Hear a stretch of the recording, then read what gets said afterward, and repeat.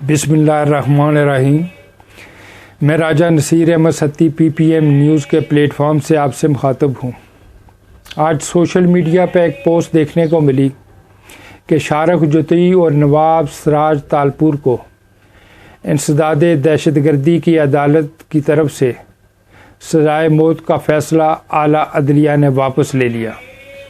یہ لرزہ خیز قتل کی واردات کراچی ڈیفنس میں ہوئی تھی، جہاں ایک 20 سالہ نوجوان شاذیب کو گولیاں مار کر بے دردی سے قتل کر دیا گیا تھا، جس پر انسداد دہشت گردی کی عدالت نے دونوں ملزمان کو سزائے موت کا فیصلہ سنایا، لیکن پھر اعلیٰ عدلیہ نے تمام تر ثبوتوں اور گواہوں کی موجودگی میں اس فیصلے کو جو انسداد دہشت گردی کی طرف سے سزائے موت کا سنایا گیا تھا اس کو واپس لے لیا۔ یہ ہے اشرافیہ کے لیے انصاف کا معیار، جبکہ دوسری طرف غریب کے لیے انصاف کا معیار ملاحظہ فرمائیں۔ دو نوجوان بھائیوں غلام قادر اور غلام سرور، جن کو ہائی کورٹ نے سزائے موت کا فیصلہ سنایا اور پھر یہ کیس سپریم کورٹ چلا گیا، اور پھر سپریم کورٹ نے دونوں بھائیوں کو بے گناہ قرار دیتے ہوئے باعزت بری کرنے کا فیصلہ کیا۔ جب روپکار جیل انتظامیہ کے پاس پہنچی کہ ان کو باعزت بری کیا جائے تو پتہ چلا کہ ان کو تو 3 سال پہلے ہی پھانسی دے دی گئی، جس پر نہ ہائی کورٹ کے جج صاحبان، نہ ہی ڈیوٹی مجسٹریٹ جن کی نگرانی میں انہیں پھانسی دی گئی، اور نہ ہی جیل انتظامیہ سے کوئی پوچھ گچھ کی گئی کہ کس طرح 2 بے گناہوں کو پھانسی کے گھاٹ اتارا گیا، کیونکہ دونوں غریب کمی کمین تھے، بے گناہ سولی چڑھ بھی گئے تو کیا۔ یہ ہے ہمارے نظام عدل کا معیار، جن کے وارثان سو موٹو کے ذریعے دوسرے اداروں سے کارکردگی رپورٹ طلب کر رہے ہوتے ہیں۔ کاش وہ اپنے گرے موہویں بھی ذرا جھانک کے دیکھ لیں۔ جہاں اگر کیس ہو اشرافیہ کا تو چھوٹی عدالت وڈ بھی دے، یعنی سزائے موت بھی دے دے، تو وڈی عدالت چھڈ دیندی ہے، اور اگر کیس ہو کمی کمین کا تو وڈی عدالت چھڈ بھی دے تو چھوٹی عدالت وڈ کے رکھ دیندی ہے۔ اس چھڈ اور وڈ پہ مجھے تارا سنگھ یاد آ گئے۔ ویسے بھی اس ویڈیو کو میں لائٹر ٹچ دینا چاہتا تھا کہ کہیں مزید عدلیہ میری اس ویڈیو کو توہین عدالت نہ سمجھ لے۔